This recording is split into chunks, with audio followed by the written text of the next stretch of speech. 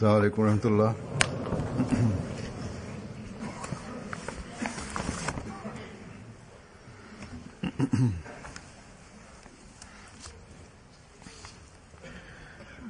أشهد أن لا إله إلا الله وحده لا شريك له وأشهد أن محمدا عبده ورسوله أما بعد فأعوذ بالله من الشيطان الرجيم بسم الله الرحمن الرحيم الحمد لله رب العالمين الرحمن الرحيم مالك يوم الدين إياك نعبد وإياك نستعين اهدنا الصراط المستقيم صراط الذين أنعمت عليهم غير المغضوب عليهم ولا الضالين.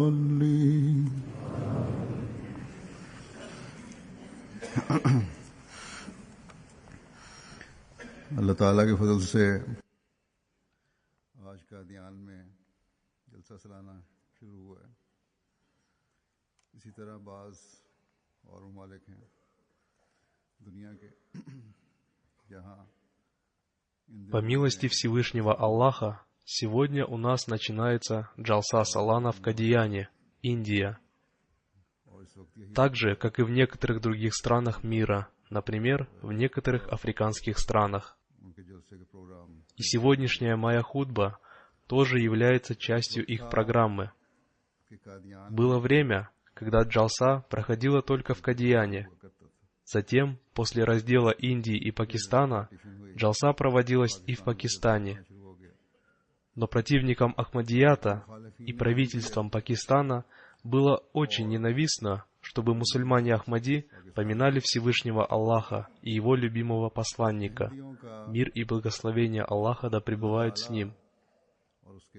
По этой причине они приняли закон, запрещающий ахмадийской общине поминать Всевышнего Аллаха и Его посланника, мир и благословение Аллаха да пребывают с ним, и называть имена Аллаха. Для того, чтобы привести в действие этот закон, они запретили проводить Джалсу Салана в Пакистане. И таким образом они высокомерно лишили сотни тысяч членов Ахмадийской общины Пакистана возможности поминать Всевышнего Аллаха и Его посланника, мир и благословение Аллаха да пребывают с ним. Но эти противники Ахмадията не понимают, что эти мирские запреты посредством законов могут наложить ограничения на тела, но не на сердца.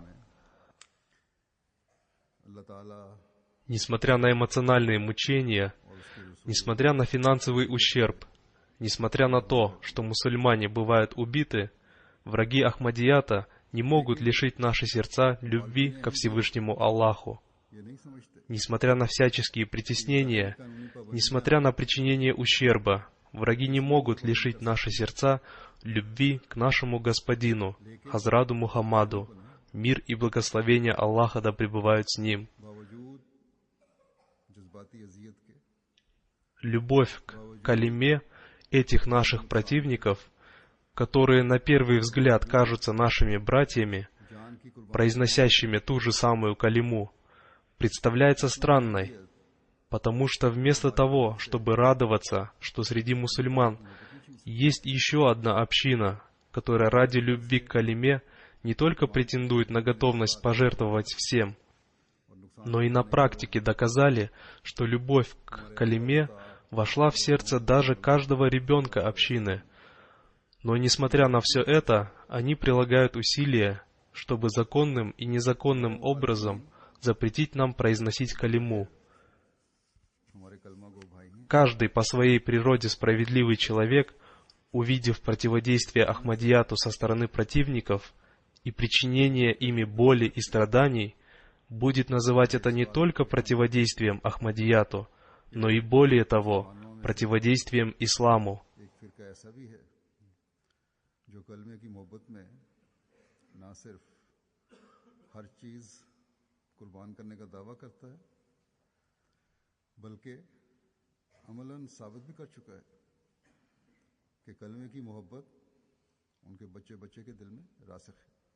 В связи с начинающейся джалсой мы вспоминаем мусульман Ахмади в Пакистане и проводившуюся там джалсу.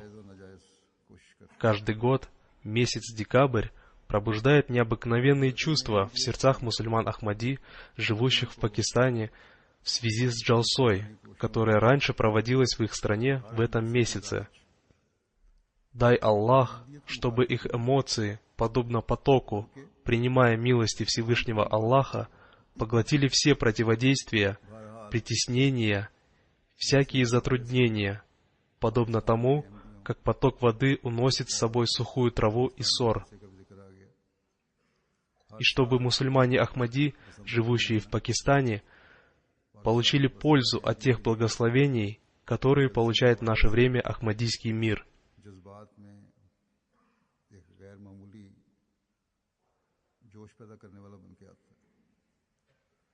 Как я уже сказал, раньше джалса проводилась только в Кадияне. Затем она начала проводиться также и в Рабве. Но затем проведение джалсы Салана в Рабве было запрещено. Противники Ахмадията и правительства в Пакистане считали, что запретив ее, они смогут воспрепятствовать развитию Ахмадията. А что произошло на самом деле? Как я уже сказал, сегодня джалса Салана начинается в нескольких странах мира, и в течение всего года почти во всех странах мира организуется джалса Салана в соответствии со своими обстоятельствами и тогда, когда им это удобно. То есть эта джалса, которая была основана Хазратом Обетованным Мессией, мир ему, сегодня получила всемирное распространение. Хотя в некоторых странах тоже проходила джалса Салана, начиная с того времени, когда она проводилась в Рабве, но сейчас масштаб проведения джалсы намного вырос, и ахмадийские общины во многих новых странах мира также начали организовывать джалсу Салану.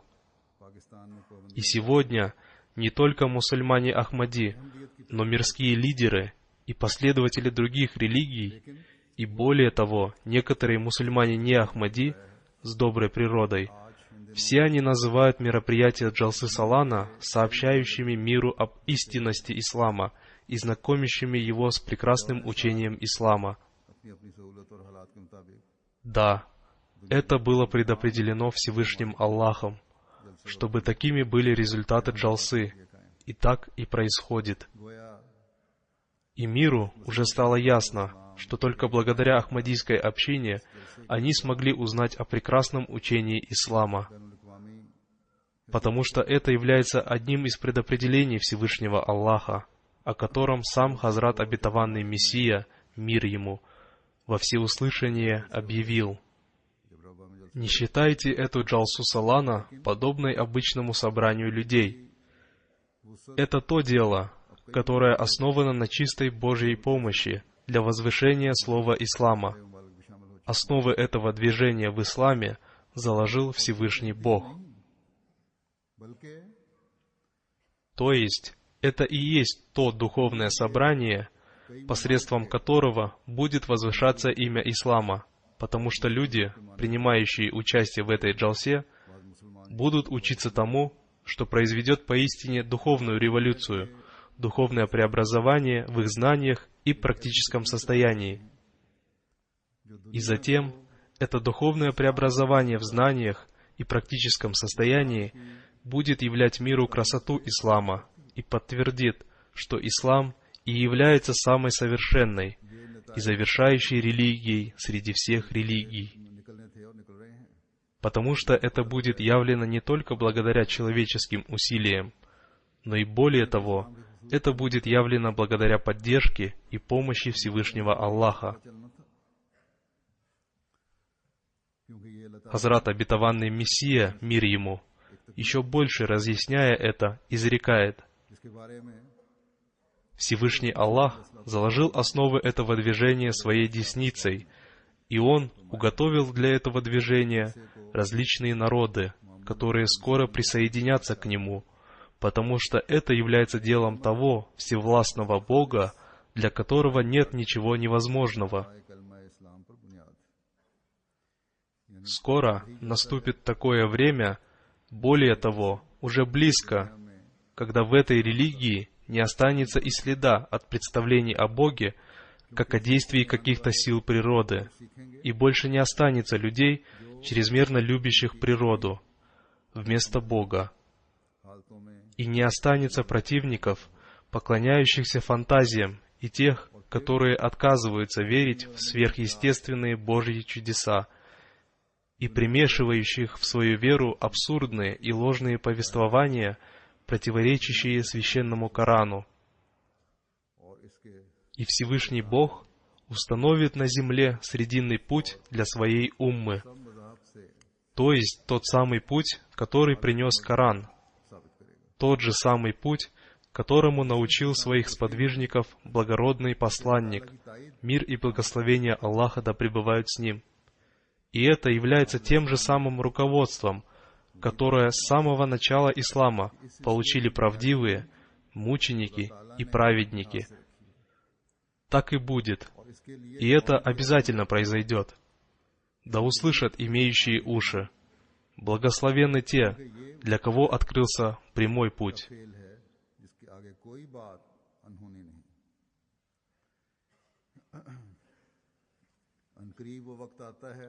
Мероприятия Джалсы Салана проводятся в различных странах мира, и в них принимают участие разные народы. Например, в Африке принимают участие африканские народы. В странах Азиатско-Тихоокеанского региона принимают участие те народы, которые живут там. В Европе и в Америке тоже многие люди принимают участие в Джалсе Салана, и в арабских странах тоже проводится Джалса. И Всевышний Аллах практически подтвердил слова о том, что народы готовятся к тому, чтобы присоединиться к общине. И разные народы, принеся обет верности Мессии Мухаммада, мир ему, объявляют о том, что это пророчество исполнилось. И не только это. Более того, в той джалсе, которая сейчас проходит в Кадияне, принимают участие представители 31 страны. Есть представители из Африки, из Азии, есть арабы и не арабы. Также есть представители Америки и Европы, Австралии, Азиатско-Тихоокеанского региона, представители островных государств. Противники Ахмадията думали, что запретив джалсу в одной стране, они нанесли сильный удар Ахмадияту. Наш незнающий враг не понимает, что тот человек, который претендовал на то, что он является имамом времени и мессией Мухаммада, мир ему, не говорил: «Я установил эту общину». Напротив, он сказал: «Основы этой общины заложил сам Всевышний Бог своей десницей». Так что, если у врагов Ахмадията хватает мужества, то пусть они сражаются со Всевышним Богом, но пусть они знают, что обетованный Мессия, мир ему, очень дорог Всевышнему Аллаху, и он тот, кого сопровождает помощь и поддержка Всевышнего Аллаха. Так и есть, потому что сам Всевышний Бог воздвиг его в его время с целью восстановления величия его религии. Так что прежде чем противодействовать ему, следует подумать о том, что он сказал. «О, мой недоброжелатель! Прежде чем ты нападешь на меня, подумай».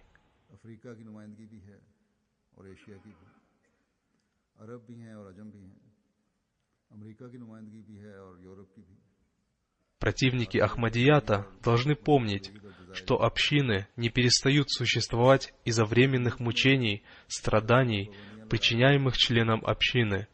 Да, они могут нанести урон нескольким членам общины. Но могут ли эти временные мучения причинить ущерб той общине, которую сопровождает помощь и поддержка Всевышнего Аллаха, и которую создал сам Всевышний Аллах? Так что не только одно правительство, но и более того, все правительства мира вместе не могут уничтожить Ахмадийскую общину, иншааллах, потому что это и есть та община, которая еще раз восстановит истинное лицо совершенной и завершающей религии Всевышнего Аллаха, очистив ее учение от всех крайностей, явив миру то истинное учение, которое принес святой пророк, мир и благословение Аллаха да пребывают с ним. В одном из своих писаний Хазрат Обетованный Мессия, мир ему, рассказывая о своем притязании и своей общине, и о том, что никакая сила в мире не сможет уничтожить ее, изрекает: «То дело, которое совершается ради проявления и подтверждения величия Всевышнего Аллаха и благословения Его посланника, мир и благословение Аллаха да пребывают с ним, и то дерево, которое Всевышний Бог сам посадил своей рукой, оберегают ангелы. Может ли кто-то уничтожить это дерево? Помните, если это движение является каким-то бизнесом, то от него не останется и следа. Но если оно от Бога, и оно, безусловно, от Бога, то даже если весь мир будет противодействовать ему, то оно обязательно будет расти и распространяться, и ангелы будут оберегать его. Даже если со мной не будет ни одного человека, и никто не будет помогать мне, то даже в этом случае я твердо убежден в том, что это движение достигнет успеха». Это очень сильные слова, которые он сказал, призывая Всевышнего Аллаха в свидетели. И невозможно, чтобы из-за усилий врагов это движение было уничтожено. Но при этом мы тоже должны помнить, что на нас тоже возложены какие-то обязанности. Мы должны помнить, что мы присоединились к Ахмадийской общине, и мы проводим джалсу во многих местах. И мы должны помнить, что это движение не какое-то обычное движение. Его установил Хазрат Обетованный Мессия, мир ему. И этот джалса, основы которой он заложил, не является каким-то обычным собранием. И каждый, называющий себя мусульманином Ахмади, не является обыкновенным человеком. Более того, на каждого мусульманина Ахмади возложена очень большая ответственность.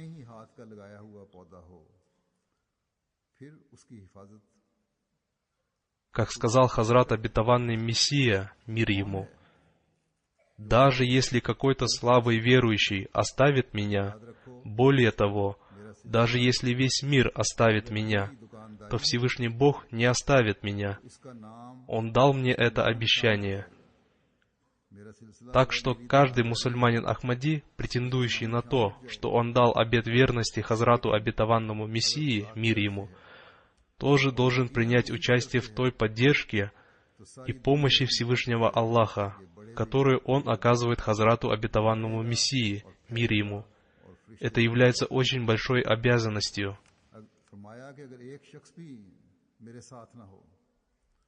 И он должен произвести в себе то духовное преобразование, которое Хазрат Обетованный Мессия, мир ему, хотел видеть в своих последователях. Так что недостаточно просто принимать участие в джалсе. Более того, очень необходимо проанализировать себя. И необходимо приложить усилия для того, чтобы войти в число тех людей, которые являются наследниками молитв Хазрата Обетованного Мессии, мир ему. Некоторые люди пишут мне, чтобы я молился о том, чтобы молитвы Хазрата Обетованного Мессии, мир ему, распространились и на них, и они стали наследниками его молитв. Но разве для того, чтобы стать наследниками этих молитв, достаточно просто принимать участие в Джалсе Салана, прослушать ее программы в течение 3-4 часов, провозгласить лозунги и все? Нет, это нет. Как я уже сказал, очень необходимо проанализировать себя. Действуем ли мы на практике в соответствии с тем, что мы услышали здесь, на Джалсе? И является ли этот духовный энтузиазм, созданный этой высокодуховной атмосферой Джалсы, временным, или это становится нашим постоянным чувством? Так что если эта Джалса оставила на нас свой благодатный след, и мы встаем после завершения каждой сессии с твердым обещанием, что мы будем прикладывать все свои силы и способности к тому, чтобы произвести в своей жизни то духовное преобразование, которое хочет видеть в нас Всевышний Аллах и Его посланник, мир и благословение Аллаха да пребывают с ним, разъяснение о котором нам дал Хазрат Обетованный Мессия, мир ему, то в этом случае мы станем наследниками молитв Хазрата Обетованного Мессии, мир ему. А в ином случае мы словно говорим Аллаху, что мы ничего не будем делать, и мы не будем слушать следующие Твои слова. И когда спрашивают Тебя слуги мои обо мне, то воистину я близок. Я отвечаю мольбе взывающего, когда он взывает ко мне. Пусть же они будут послушны мне. Но если мы хотим стать наследниками молитв Хазрата Обетованного Мессии, мир ему, то мы должны стараться создать в себе духовное преобразование благодаря особой высокодуховной атмосфере Джалсы. Мы должны молиться о том, чтобы обрести все это. И затем эта мольба сделает нас наследниками молитв Обетованного Мессии, мир ему, и обретающими милости Всевышнего Аллаха. Что имел в виду Всевышний Аллах, когда Он изрек: «Пусть же они будут послушны мне». Все мы знаем, что здесь идет речь обо всех повелениях Всевышнего Аллаха, которые содержатся в Священном Коране от начала и до конца. И затем, воздвигнув имама времени, мир ему, он разъяснил нам мудрость и важность этих повелений. Так что после всего этого у нас не остается никакой отговорки, чтобы не делать этого. Хазрат Обетованный Мессия, мир ему, в связи с Джалсой, с одной стороны, обращает наше внимание к выполнению нами обязанностей по отношению ко Всевышнему Аллаху, а с другой стороны, к выполнению нами обязанностей по отношению к людям. Он обратил внимание всех принимающих участие в Джалсе к праведности, к богобоязненности и сдержанности. И более того, он с большой болью ожидает от своих последователей, что они станут примером мягкосердечия, взаимной любви и братства, и они будут проявлять смирение, и они будут совершать пожертвования ради друг друга, и они будут устанавливать высочайшие стандарты правдивости и искренности, и они будут избегать недоброжелательности и плохой нравственности. Так что в этой связи каждому, принимающему участие в Джалсе, необходимо проанализировать себя, является ли он примером высочайшей нравственности и старается ли он стать примером совершения пожертвования ради другого. Обладаем ли мы тем уровнем смирения и искренности, который хотел видеть в нас Хазрат Обетованный Мессия, мир ему, и о котором поведал Всевышний Аллах в Священном Коране, и примеры чего представили нам святой пророк, мир и благословение Аллаха да пребывают с ним, и его сподвижники. И если это не так, то словно нет всех наших усилий для обретения благословения молитв Хазрата Обетованного Мессии, мир ему, и милости Всевышнего Аллаха, в то время как Мессия, мир ему, возлагал на нас большие надежды. Принимающие участие в Джалсе в разных странах мира и особенно принимающие участие в Джалсе Салана в Кадияне должны ощущать ту боль, которую он выразил в отношении всех участников Джалсы, если мы действительно хотим стать наследниками его молитв. Хазрат Обетованный Мессия, мир ему, во многих местах рассказал о том, чего он желает от нас. В родственных отношениях мы обычно видим, что большее приближение к родителям и больше их молитв получают те дети, которые больше их слушают и больше им повинуются. Так что мы будем наслаждаться плодами связи с обетованным Мессией, мир ему, тогда, когда мы будем укреплять эти связи.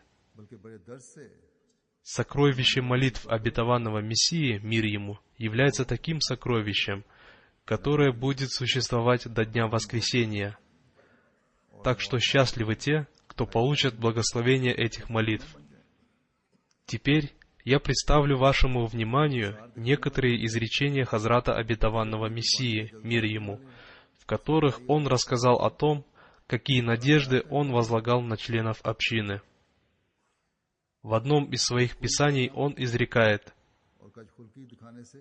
«Если наша община хочет стать настоящей общиной, то она должна принять своего рода смерть для мирской жизни и избегать мирских страстей, желаний, и отдавать предпочтение Всевышнему Аллаху перед всеми вещами. Человек духовно погибает от многих вещей, совершаемых им на показ, и от многих суетных вещей. Затем он изрекает: вы должны защищать себя от всякого рода страстей. Каждый человек, встречающийся с вами, наблюдает за вашей нравственностью, вашими привычками, вашей стойкостью и за вашим соблюдением повелений Всевышнего Аллаха. И если они нехорошие, то он из-за вас впадает в заблуждение. Так что вы должны помнить обо всем этом». Затем он изрекает: в священном Коране Всевышний Аллах изрекает: «Кто убил душу не за другую душу или не за смуту на земле, то как будто убил он все человечество». То есть, тот, кто убил человека безо всякого права, тот словно убил весь мир. Я также говорю, если какой-то человек не проявляет сочувствия к своему брату, то он словно не проявляет сочувствия ко всему миру. Испытывая сильную любовь к этому миру, вы лишаете себя веры. Всевышний Бог желает сделать эту общину примером, но если ее состояние будет таким, что в ней не присутствует братство и сочувствие, то это будет большим несчастьем. Затем он изрекает: «Я говорю истину. Вера и мир не могут соединиться. Да, безусловно, мир может быть помощником религии, но никоим образом он не может быть ее соучастником. Никогда не было такого, чтобы тот человек, который имеет чистую связь со Всевышним Аллахом, просил у людей куска хлеба. Всевышний Аллах бывает милосерден даже к его детям». Затем он изрекает, и это надо слушать очень внимательно: членами нашей общины можно считать только тех, кто согласно условию баята отдает предпочтение религии перед миром. Когда какой-то человек идет ко Всевышнему Аллаху, проявляя заботу о своем обете, то Всевышний Аллах дает ему силу. Затем он с большой болью изрекает: наша община должна быть такой, чтобы не только произносить, а более того, она должна стремиться к достижению истинной цели баята. Следует произвести в себе духовное преобразование.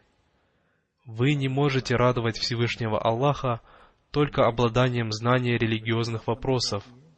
Если в вас нету духовного преобразования, то нет никакого различия между вами и вашими противниками.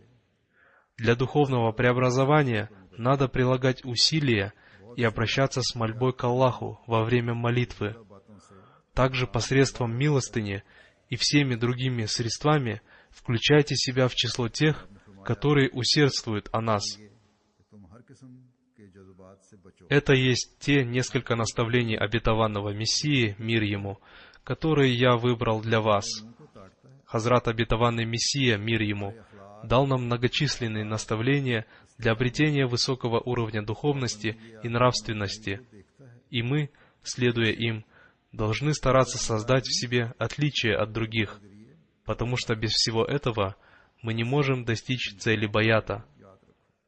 Он четко и ясно сказал, что мы не можем радовать Всевышнего Бога только развитием мирского знания или знанием религиозных вопросов, или тем, что кто-то может, приведя окончательные доводы, заставить противников умолкнуть во время дискуссии с нами.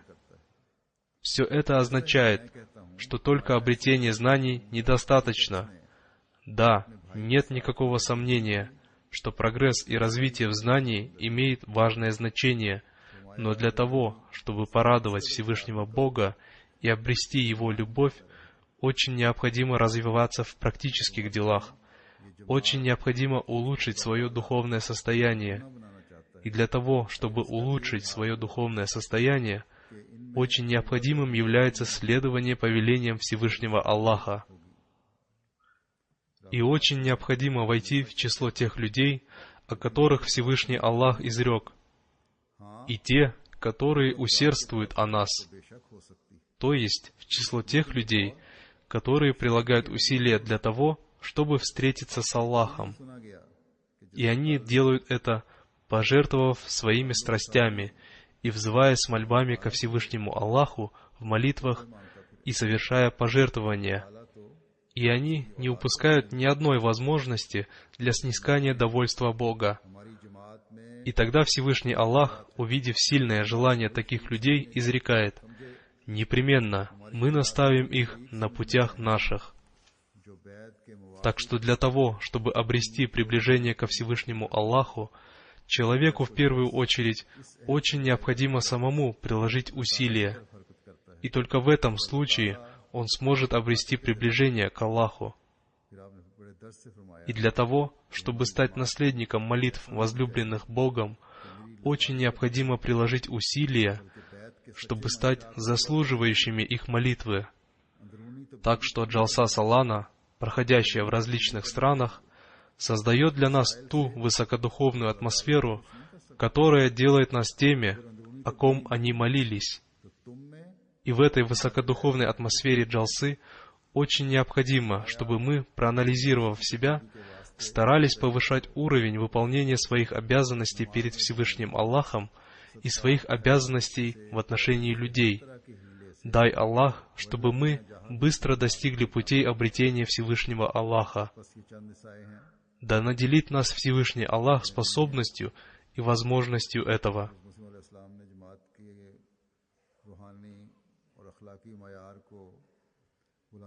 А теперь я хочу сказать несколько слов участникам джалсы в Кадияне, особенно о том, что Хазрат обетованный Мессия, мир ему, сказал тем, кто приезжал на джалсу в Кадиян, чтобы они в соответствии с погодой привезли с собой постель. Поэтому те, которые живут в Индии, должны выполнять этот приказ по своим возможностям. Это же в какой-то степени относится к тем, кто приезжает из Пакистана. И хотя организаторы джалсы до какой-то степени приготовили постели для гостей джалсы, но те, кто приезжает из Индии, не должен ожидать от организаторов джалсы очень многого. И те люди, которые приезжают из-за рубежа, всегда должны брать с собой теплую одежду, потому что в это время там очень холодно. Они тоже должны позаботиться об этом, и вместо того, чтобы думать, что организаторы джалсы предоставят им теплые постели, теплые комнаты и теплые места для проживания, должны быть готовы к тому, что им придется спать, одевая на себя теплую одежду. чтобы не было никаких жалоб о том, что нам не предоставили теплую постель и не дали теплого помещения, и комнаты были очень холодные. Хотя сейчас там не так холодно, как было раньше, поскольку климат изменился по всему миру, также и там он изменился. Да, конечно, там стоят туманные дни, но температура не такая низкая, какая она была раньше. Раньше, когда приезжали гости, они жили, не обращая внимания на все бытовые трудности, потому что основной целью джалсы является обретение духовного благословения и приложение усилий, чтобы, принимая милости Всевышнего Аллаха, улучшить свое состояние. Возможно, те, кто приезжают из Европы, тоже испытывают холод, потому что здесь, в Европе, у них дома с системой отопления. И некоторые приезжающие из Пакистана богатые люди, возможно, будут требовать, чтобы им были предоставлены обогреватели, теплые постели и теплые комнаты. Но все должны помнить, что за все, что предоставляют им организаторы джалсы, они должны благодарить их и говорить им спасибо. И за то, что им предоставлено, они должны говорить «Альхамдулилля», «Хвала Аллаху». Общины, члены которых приезжают на джалсу, должны заранее предупредить их о том, какие там существуют условия, чтобы они заранее все знали и не жаловались. Я видел, что многие общины очень долго готовят списки желающих принять участие в джалсе и проявляют в этом лень. Отныне навсегда запомните, когда центр требует от вас данные желающих принять участие в джалсе, обязанностью глав общин является предоставление этой информации. И если это не будет сделано вовремя, то у приезжающих людей будут проблемы. Некоторые люди начинают требовать, чтобы их устроили только в таком-то гостевом доме или в каком-то другом определенном месте. Все такие требования неправильны. Количество людей, принимающих участие в джалсе, пока небольшое, от 15 до 20 тысяч. И в соответствии с этим количеством им по возможности предоставляются все удобства, и по милости Всевышнего Аллаха это делается очень хорошо. Но для некоторых людей, по причине их болезни или из-за каких-то других личных проблем, или из-за возраста, бывает трудно. В таком случае им будет лучше не приезжать, потому что приезд на джалсу требует готовности потерпеть некоторые неудобства и чем-то пожертвовать ради того, чтобы получить благословение джалсы. Несмотря на то, что Хазрат Обетованный Мессия, мир ему, установил наивысший уровень гостеприимства, увидев который человек приходит в восторг, тем не менее он особо подчеркнул, чтобы ко всем гостям относились одинаково, поэтому у гостей не должно быть каких-то особых требований ни на джалсе Салана в Кадияне, ни в каком-либо другом месте в мире, где организуется джалса. Как я уже сказал, по милости Всевышнего Аллаха, теперь в Кадияне созданы очень хорошие условия для проживания. Мы это сделали в соответствии с повелением Всевышнего Аллаха, полученным Хазратом Обетованным Мессией, мир ему, в Откровении «Расширяй место свое». И то, как выполняется это повеление, видят своими глазами приезжающие туда гости. И Всевышний Аллах с каждым годом все больше и больше расширяет место для проживания гостей. И сами организаторы джалсы тоже стараются по своей возможности предоставлять гостям удобства. Но поскольку масштаб работ очень большой, поэтому все равно остаются какие-то отдельные недостатки. Так что те гости, которые привыкли выдвигать требования, должны помочь организаторам джалсы, даже если они испытывают какие-то затруднения. Как я уже сказал, они должны радоваться тому, что они приехали в город Пречистого Мессии, мир ему, и они должны стараться извлечь из этого максимальную пользу. И как я уже сказал, вместо того, чтобы искать мирские удобства, они должны искать вещи, связанные с благословением Джалсы, и стараться обрести их. И это и есть то, чего от нас ожидает Хазрат Обетованный Мессия, мир ему. По милости Всевышнего Аллаха, кроме нескольких человек, все остальные участники Джалсы в Кадьяне являются примером искренности и преданности. Откуда бы они ни приехали, из стран бывшего Советского Союза, или из Америки, или из Европы, после Джалсы они пишут мне о своих впечатлениях, что они пребывали в особом духовном состоянии, когда они находились в городе Обетованного Мессии, мир ему, и о том, что их присутствие там создает в них удивительное изменение их духовного состояния. Есть только несколько людей, выдвигающих какие-то требования, и они из тех семей, которые уже давно принадлежат к общине. И если у меня и есть к кому-то претензии, то только к ним, потому что над ними, кажется, одержало верх мирское. Я говорю им всем, чтобы они учились искренности и преданности у этих новообращенных членов общины, принимающих участие в Джалсе. Каждый принимающий участие в Джалсе, вместо того, чтобы искать мирские вещи, должен окунуться в высокодуховную атмосферу Джалсы и больше времени проводить в мольбах. В эти дни, если с одной стороны вы особенно много молитесь о своей вере и убежденности, то с другой стороны особенно много молитесь о развитии общины и о том, чтобы ваша связь с Ахмадийским халифатом укреплялась все больше и больше. И молитесь о том, чтобы вы оправдали те надежды и чаяния, которые имел Хазрат Обетованный Мессия, мир ему, относительно членов своей общины. Мольбы верующих помогают друг другу, поэтому молитесь за общину, за халифа времени и друг за друга. И тогда эти молитвы сделают взывающих с этими мольбами к Аллаху наследником милости Всевышнего Аллаха, иншаллах. И тогда ваши молитвы соединятся с теми молитвами, которые возносил Хазрат Обетованный Мессия, мир ему, за свою общину. Молитесь о том, чтобы Джалса прошла и завершилась успешно, и о том, чтобы каждое зло врага обернулось против него самого, потому что враг может делать что угодно и где ему угодно. И молитесь о том, чтобы своими глазами смогли увидеть продолжение исполнения миссии Хазрата Обетованного Мессии, мир ему. И проводите свои дни и ночи в поминании Всевышнего Аллаха, и только тогда вы сможете достичь цели участия в Джалсе. Пусть Всевышний Аллах дарует всем способность сделать это.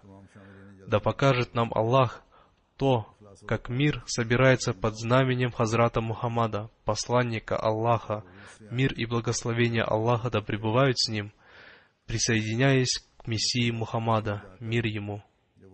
Аминь.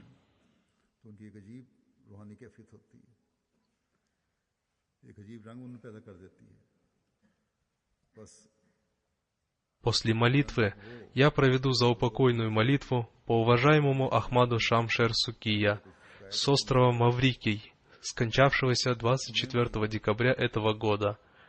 Инна лилляхи ва инна илляхи раджун. Он родился в мае 1933 года. Его отец, Абдусатар Сукия, долго служит общине Маврикия в качестве главы общины. Его дедушка, уважаемый Абдуль-Манаф Сукия, дал обет верности обетованному Мессии, мир ему, посредством Хазрата Суфи Гулама Мухаммада Сахиба, да будет доволен им Аллах. В 1953 году уважаемый Шамшер Сукия закончил среднюю школу при Кембриджском университете. В 1953 году он начал работать на государственной службе. В 1962 году, когда он был налоговым инспектором, он посетил Кадиян и Рабву. Это было его давним желанием. И когда они приехали в Рабву, ему так понравилась атмосфера в ней, что он написал заявление об уходе со своей работы и поступил в Ахмадийский университет. Он поступил в Ахмадийский университет 6 ноября 1962 года и закончил его в июле 1966 года. После окончания Ахмадийского университета он вернулся на остров Маврикий, где он женился на дочери одного из первых мусульман Ахмади Маврикия, Аль-Хадж Азима Султана Гауса. Первым его назначением был остров Маврикий, и после этого, начиная с июля 1967 года по сентябрь 1977 года, он служил в качестве миссионера в Кот-д'Ивуаре. И после этого он какое-то время жил в Рабве. Затем он еще раз поехал на берег Слоновой Кости в марте 1978 года. И затем, в августе 1981 года, его перевели в Бенин, и он имел честь служить в Бенине до апреля 1987 года. И он вышел на пенсию в 1987 году, но продолжал служить общине на разных должностях. Он имел честь служить общине, переводя пятничные проповеди халифов времени и совершая другие важные дела. В Африке он служил общине с терпением и стойкостью, несмотря на трудные условия. В Бенине он построил мечеть от имени своих родителей. Кроме работы на острове Маврикий, он имел честь служить общине на острове Родрик и принадлежащем Мадагаскару острове Камрос и на островах Реюньон.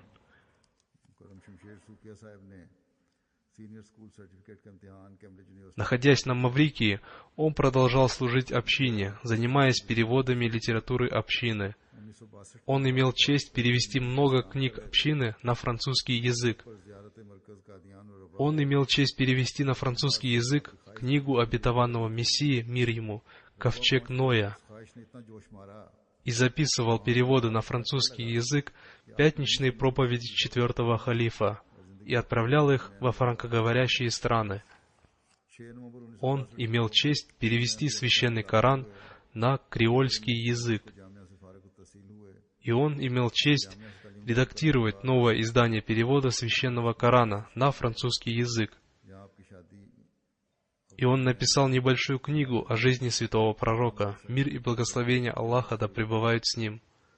Он был очень простым человеком и чист от всякой показухи. Он был очень смиренным человеком. Я помню, когда он вместе со мной работал в качестве волонтера на Джалсе Салана в Рабве. Он проявлял большое смирение, будучи крайне смиренным человеком. Он всех встречал с улыбающимся лицом. Он обладал веселым и жизнерадостным характером. За несколько месяцев до своей смерти он, никому не говоря об этом, пожертвовал 4500 евро на строительство мечети в Кот-д'Ивуаре. Один мусульманин Ахмади нуждался в какой-то сумме денег, и никто из его родственников не мог помочь ему. Тогда он позвал его к себе и дал ему эту сумму денег. Все его учителя, у которых он учился в Рабве, всегда вспоминали о нем с большой любовью. Он был человеком, любящим получать новые знания. Да возвысит его Всевышний Аллах степенями и простит его. Как я уже сказал, после молитвы я проведу его за упокойную молитву.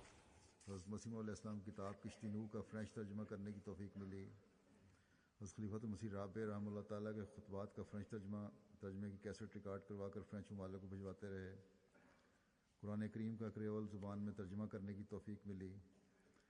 नए शाया होने वाले फ्रेंच कुरान करीम की फाइनल चेकिंग और तस्दीक की तौफीक मिली। सीरत नबी सल्लल्लाहु अलैहि वसल्लम पर एक मुख्तसर किताब लिखी आपने। बड़े बेनफ्स, सादा और रिया से पाक इंसान थे। आपने बहुत आजिज़ी थी, बल्कि शुरू से ही आजिज़ी थी इनमें। मुझे याद है रबा में जब पढ़ते थे जलसा सालाना के दिनों में ड्यूटियाँ दिया करते थे, हम इकट्ठे ड्यूटी देते थे। इंतहाई आजिज़ी दिखाने वाले शख्स थे, हर एक के साथ खुश अखलाक़ी से पेश आते और बड़े बारौनक और खुश मिजाज भी थे। वफ़ात से चंद माह कबल तकरीबन 4,500 यूरो खामोशी से आइवरी कोस्ट में मस्जिद की तामीर के लिए दिए। एक अहमदी को रकम की ज़रूरत थी तो उसकी फैमिली में से जब कोई मदद न कर सका, आपको इल्म हुआ तो फ़ौरन बुलाकर खामोशी से मतलूबा रकम दे दी। रबा के उस्ताज़ा को जिनसे आपने पढ़ा बड़ी मोहब्बत से जिक्र किया करते थे, इल्म दोस्त इंसान थे। अल्लाह ताला उनके दर्जात बुलंद फरमाए, मग़फ़िरत का सलूक फरमाए। अभी जैसा कि मैंने कहा नमाज़ों के बाद इनका नमाज़ जनाज़ा गायब होगा।